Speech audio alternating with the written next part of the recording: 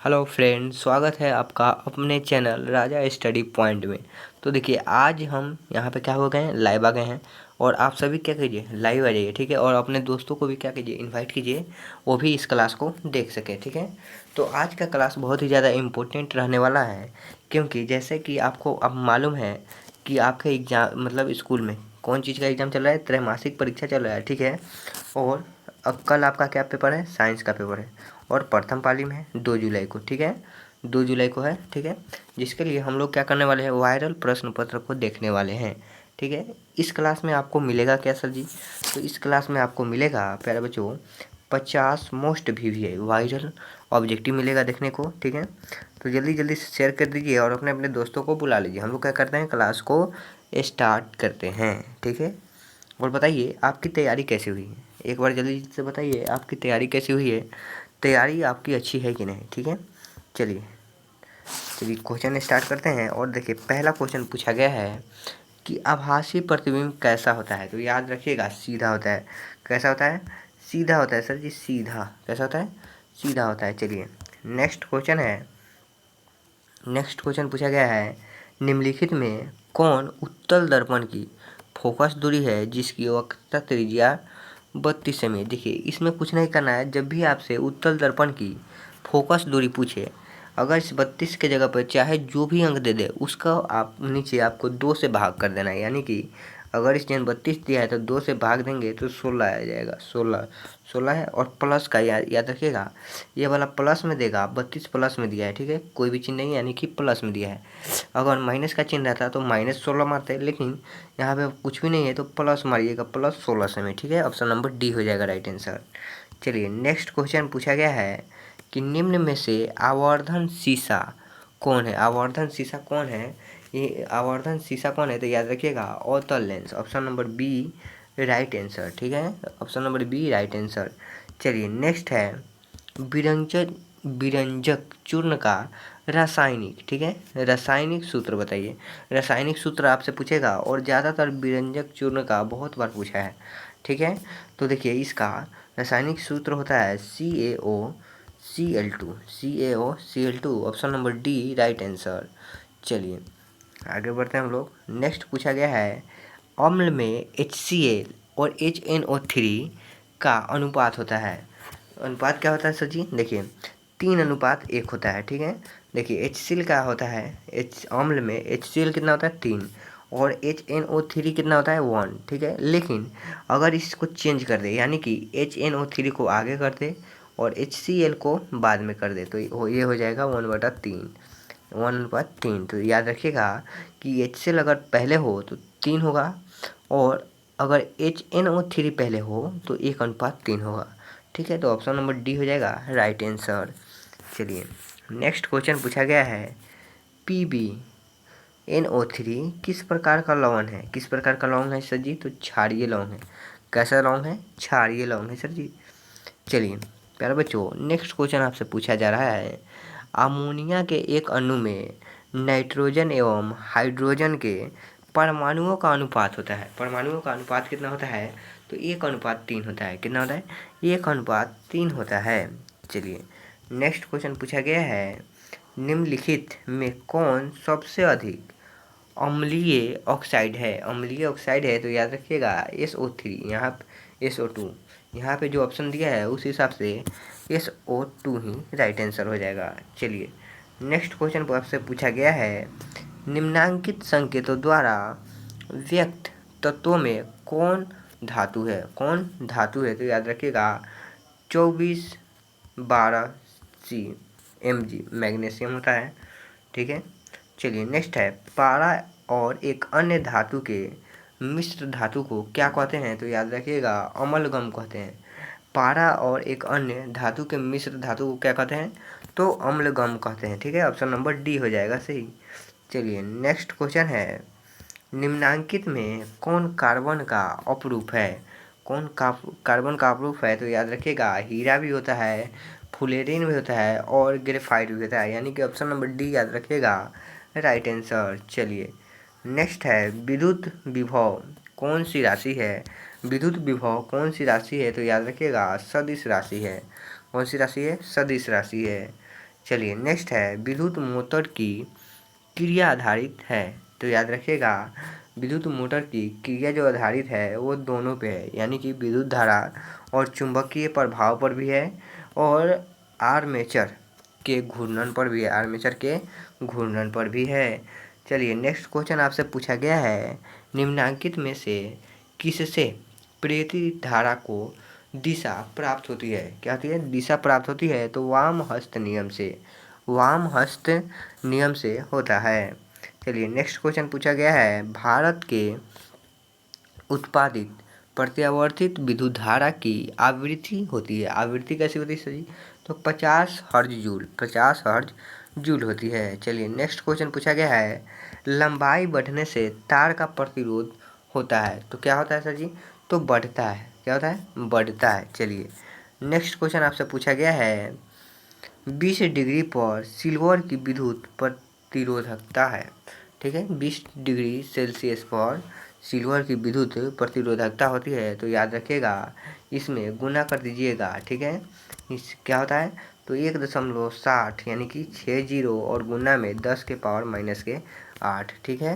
चलिए next question आपसे पूछा गया है जीवाश्म ईंधन के जलने पर कौन सी गैस मुक्त नहीं होती है, देखिए कार्बन डाइऑक्साइड भी होती है, सल्फर डाइऑक्साइड भी होता है, ठीक है, लेकिन जो ऑक्सीजन गैस है ये मुक्त नहीं होता है, ठीक है। चलिए नेक्स्ट क्वेश्चन है कौन बायोगैस का मुख्य अवयव है, तो याद रखिएगा CH4, ठीक है CH4।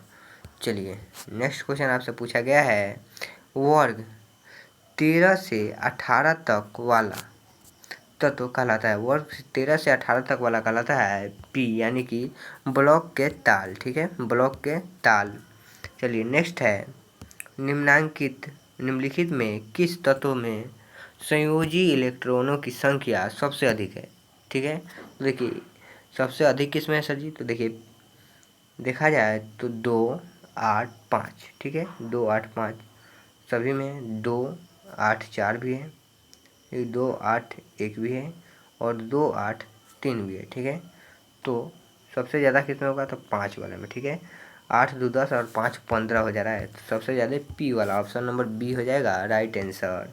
चलिए नेक्स्ट पूछा गया है कौन सा ऊर्जा का प्रदूषक मुक्त होता है, यानी कि कौन सा ऊर्जा का प्रदूषक मुक्त होता है, तो याद रखिएगा सौर ऊर्जा, जल वैद्युत ऊर्जा और पवन ऊर्जा, यानी कि ऑप्शन नंबर D याद रख लीजिएगा राइट आंसर हो जाएगा। चलिए नेक्स्ट क्वेश्चन है बायोगैस बायो सॉरी बच्चों ओजोन परत के अवक्षय के लिए निम्नलिखित में कौन उत्तरदायी है, कौन उत्तरदायी है, तो याद रखिएगा क्लोरोफ्लोरो कार्बन, ठीक है CFC, ठीक है क्लोरोफ्लोरो कार्बन गैस उत्तरदायी है। नेक्स्ट है आहार और पाइन किस राज्य की जल संचयन व्यवस्था है, तो याद रखिएगा बिहार, ठीक है किसका है बिहार का है सर जी। नेक्स्ट है निम्नलिखित में कौन प्राकृतिक संसाधन है, निम्नलिखित में कौन प्राकृतिक संसाधन है, तो याद रखिएगा मिट्टी भी क्या है भगवान की देन है, जल भी क्या है भगवान की देन है और वायु भी क्या है भगवान की देन है, यानी कि ऑप्शन नंबर D याद रख लीजिएगा सही हो जाएगा। चलिए नेक्स्ट क्वेश्चन पूछा गया है निम्नलिखित में वन पर आधारित उद्योग कौन है, तो याद रखिएगा देखिए लाख उद्योग ये भी होता है, कागज उद्योग, कागज किस चीज़ से बनता है पेड़ पौधों से, लकड़ियों से, ठीक है उसके बाद लकड़ी उद्योग, लकड़ी उद्योग ये भी है, यानी कि इनमें से सभी हो जाएगा D नंबर।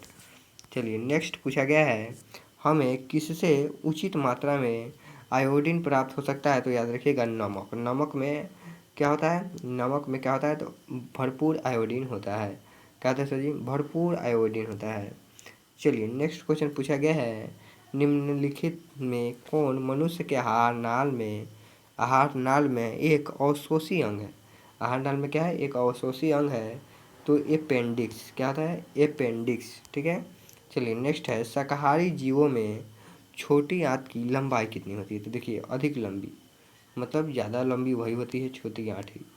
चलिए नेक्स्ट है छोटी आंत में पूर्ण रूप से पाचन भोजन कहलाता है, पाचन भोजन क्या कहलाता है, तो चाइल, ठीक है क्या कहलाता है चाइल कहलाता है सर चाइल। चलिए नेक्स्ट पूछा गया है, मूल रोमा के द्वारा जल का अवशोषण किस विधि द्वारा होता है? किस विधि द्वारा होता है? तो परासरण से, ठीक है। और बताइए, कल आप लोगों का एग्ज़ाम था, ठीक है, क्या चीज़ का एग्ज़ाम था? तो हिंदी। और क्या था? तो संस्कृत। एग्ज़ाम कैसा गया? जल्दी से बताइए कमेंट में कि आप सभी का एग्ज़ाम कैसा गया।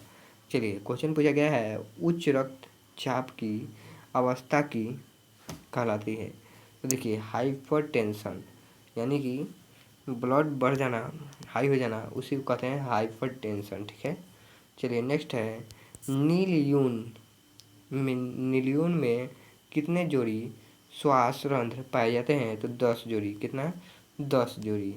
चलिए नेक्स्ट क्वेश्चन है, हृदय में रक्त का बहाव होता है? तो याद रखिएगा, बायो नील में। और क्या होता है? तो डाय अलिव्ड से बाय निलय में, ठीक है, यानी कि ऑप्शन नंबर ए और बी दोनों हो जाएगा। चलिए नेक्स्ट है, रुधिर क्या होता है? तो संयोजी आकृति, ठीक है। चलिए नेक्स्ट है, हार्मोन जो किशोरों में यौवनावस्था के लक्षणों को नियंत्रित करता है, वो कौन सा हार्मोन है? तो टेस्टोस्टेरोन, ठीक है। कौन सा हार्मोन है? टेस्टोस्टेरोन। नेक्स्ट है, सुरक्षित गर्भपात भ्रूण की किस अवस्था में होती है? तो याद रखिएगा, ब्लास्टुला, ठीक है, ब्लास्टुला। चलिए नेक्स्ट क्वेश्चन पूछा गया है, निम्न में कृत्रिम पारिस्थितिक तंत्र कौन है? ठीक है, तो याद रखिएगा, कौन है? पार्क है, जल जीवशाला है और फुलवारी भी है, यानी कि ऑप्शन नंबर डी इनमें से सभी। चलिए नेक्स्ट है, कौन से पदार्थ का अपघटक पर्यावरण में नहीं हो सकता है? तो याद रखिएगा, प्लास्टिक, ठीक है, प्लास्टिक। नेक्स्ट है, सही आहार श्रृंखला है? सही आहार श्रृंखला क्या है? तो देखिए, घास को कौन खाया? हिरण खाया। और हिरण को कौन खाया? शेर खाया, ठीक है। ऑप्शन नंबर सी हो जाएगा।